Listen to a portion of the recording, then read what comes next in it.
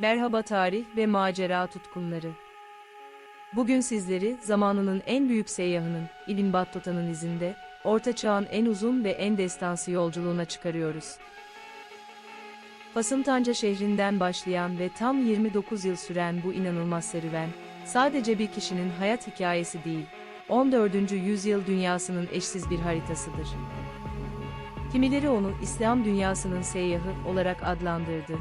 O ise yola sadece hac farizasını yerine getirmek niyetiyle çıkmış, ancak geri döndüğünde ardında tam 117 bin kilometre ile Marco Polo'yu bile geride bırakan bir efsane bırakmıştı. Hazır mısınız? Tarihin tozlu yollarında, medeniyetlerin kalbine doğru yolculuğumuz başlıyor.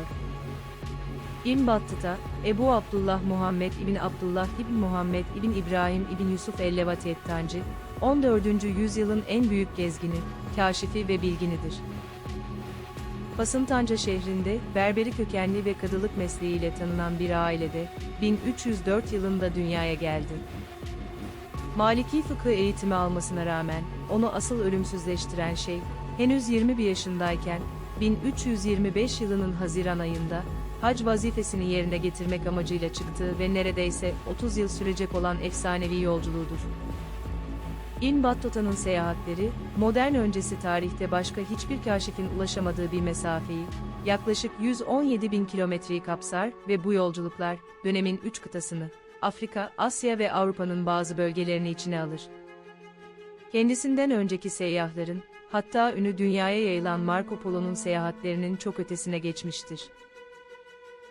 Yolculuklarının sonunda kaleme alınan, tam adı, Tuhfetün Nüzizir Fegarmi Bilgemsir ve Acı Bilgesfir olan ve kısaca Rihle Seyahatname olarak bilinen eseri, 14. yüzyılın İslam dünyası ve ötesindeki coğrafyaların siyasi, sosyal, kültürel ve ekonomik yapısına dair paha biçilmez, ilk elden bir kaynaktır. Tanca'dan başlayan ilk seyahat, Kuzey Afrika kıyıları boyunca ilerleyerek Mısır'a ulaştı. İskenderiye ve Nil Nehri boyunca Kahire'yi gezen seyyah, dönemin kudretli Memlük sultanlarının yönetimindeki bu coğrafyanın zenginliğini ve ihtişamını gözlemledi. Ardından Kudüs, Şam ve Mekke'yi kapsayan kutsal topraklara yöneldi. Hac vazifesini ifa ettikten sonra, vatanına dönmek yerine, içindeki keşfetme arzusuna yenik düşerek daha da uzağa gitmeye karar verdi. Bu kararlılıkla Arap Yarımadası'nın güneyine, Yemen ve Umman'a, oradan da deniz yoluyla Doğu Afrika kıyılarına, Hilve ve Makdişu gibi uluslararası deniz ticaretinde önemli yerlere seyahat etti. Bu rotalar, dönemin küresel ticaret ağları hakkında eşsiz bilgiler sunar. İbn Battuta, 1330'lu yılların başında Orta Doğu'dan ayrılıp, o dönemde henüz yeni filizlenen beyliklerin ve ahilik teşkilatının güçlü olduğu Anadolu'ya ayak bastı. Alanya'dan başlayarak Antalya, Konya, Erzurum, Kastamonu ve Sinop gibi pek çok şehri ziyaret etti.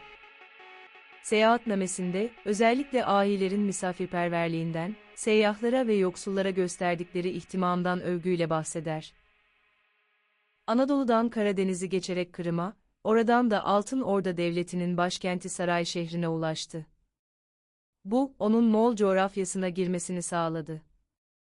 Özbek Han'ın eşlerinden birinin Bizans İmparatorunun kızı olması vesilesiyle Konstantinopolis'e, İstanbul, kadar uzandı ve dönemin Hristiyan dünyasının bu görkemli başkentini görme imkanı buldu.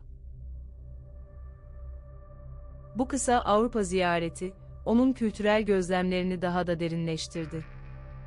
Orta Asya'da Buhara, Semerkant gibi ilim ve irfan merkezlerini gezdikten sonra, 1333 yılında Hindistan'a vardı. Delhi'de dönemin hükümdarı olan Tuğluk Şah'ın sarayında kadılık görevine getirildi ve 7 yıl boyunca bu vazifeyi sürdürdü. Bu süre zarfında hem yargı sistemi hem de saray hayatına dair ayrıntılı gözlemlerini eserine aktardı. 1341 yılında Tuğluk Şah tarafından Çin'e elçi olarak görevlendirilmesi, onun Asya'nın daha da derinliklerine ilerlemesi ni sağladı. Elçilik görevi onu deniz yoluyla Güneydoğu Asya'ya, Maldivlere götürdü. Burada bir süre daha kadılık yaparak bölgenin benzersiz toplum yapısını, kadınların giyim ve yaşam tarzını detaylıca inceledi. Ardından Seylan, Sri Lanka, Sumatra, Aceh ve nihayetinde Çin'e vardı. Çin'in liman kentlerini, özellikle de deniz ticaretinin merkezi olan Huangzhou'yu ziyaret etti. Seyahatnamesi, o dönemde İslam dünyasının Çin ile kurduğu ticaret ve kültürel bağların ne kadar güçlü olduğunu gösteren önemli kanıtlar içerir. 1349 yılında, yaklaşık 25 yıl süren bu uzun maceradan sonra, memleketi Fas'a dönmek üzere yola çıktı. Mekke'de son bir hac vazifesini daha yerine getirdi ve İskenderiye, Tunus yoluyla Tanca'ya ulaştı. Ancak bu büyük seyyahın içindeki macera ateşi sönmemişti. Memleketinde kısa bir mola verdikten sonra, İspanya'daki son Müslüman toprakları olan Endülüs'e, özellikle Gırnata'ya kısa bir seyahat gerçekleştirdi. Ardından, 1351 yılında son ve en zorlu yolculuklarından birine, Sahra Çölü'nü geçerek Batı Afrika'daki Mali İmparatorluğu'na doğru yola çıktı. Büyük Sahra'yı aşarak Nijer Nehri boyundaki ticaret merkezlerini, Timbuktu'yu gezdi. Bu yolculuk, o dönemde İslam dünyasının, Sahra altı Afrika'nın zenginlikleri, yerel gelenekleri ve sosyal yapısı hakkındaki bilgilerini büyük ölçüde genişletmiştir. 1354 yılında, neredeyse 30 yıl süren yorucu ve macera dolu seyahatlerini tamamlayarak Fas'a geri döndü. Fas Sultanı Ebu İnan Faris'in emriyle, gördüğü ve yaşadığı her şeyi, edebiyatçı İbn Cüzey el-Kelbi adlı bir katibe detaylıca dikte ettirdi. Bu işbirliğinin ürünü, bugün dahi dünya tarihçileri ve coğrafyacıları için temel bir referans kaynağı olan ünlü Rühle eseridir.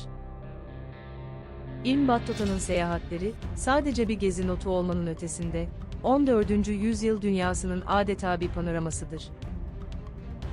O sadece kadılık ve diplomatik görevler üstlenmekle kalmadı, aynı zamanda karşılaştığı her toplumun dini inançlarını, hukuk sistemlerini, adetlerini, yiyeceklerini ve hatta hükümdarlarıyla halkın ilişkilerini de titiz bir gözlemci olarak kaydetti. Onun eseri, Çin'den İspanya'ya, Anadolu'dan Maldivlere kadar uzanan devasa bir coğrafyanın tarihini, coğrafyasını ve antropolojisini aydınlatan, günümüze ulaşmış en değerli kültürel miraslardan biridir. İbn Battuta, hayatını yollara adayan, öğrenme ve keşfetme arzusu hiç bitmeyen bir seyyah olarak, tarihin en uzun yolculuğunun tartışmasız kahramanıdır.